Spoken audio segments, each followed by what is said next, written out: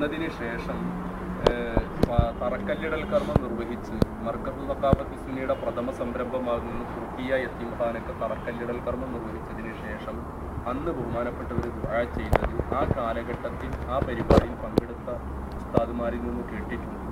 അന്ന് അദ്ദേഹം പറഞ്ഞത്, പടച്ചവനെ, ഇത് ലോക മുസ്ലിംകളുടെ ഹൃദയത്തിൽ സ്ഥാനം പിടിക്കുന്ന, ലോക മുസ്ലിംകൾക്ക് ഇന്ത്യൻ ജനതയുമായി ബന്ധപ്പെടാനുള്ള ഒരു ശ്രദ്ധേയമായ കേന്ദ്രമാക്കി നീ ഇതിനെ മാറ്റണം എന്ന് ബഹുമാനപ്പെട്ട മാലിക്കി തങ്ങളുടെ ദുആഇന്റെ പുലർച്ചയാണ് ഇന്ന് നാം കണ്ടുകൊണ്ടിരിക്കുന്നത്. അല്ലാഹു ഇനിയും ആ സംരംഭത്തെയും ബഹുമാനപ്പെട്ട ഉസ്താദിന്റെയും നമ്മുടെ ഉലമാക്കളുടെയും ഒക്കെ പ്രവർത്തനങ്ങളൊക്കെ അല്ലാഹു വിപുലീകരിച്ചു കൊടുക്കുമാറാവട്ടെ.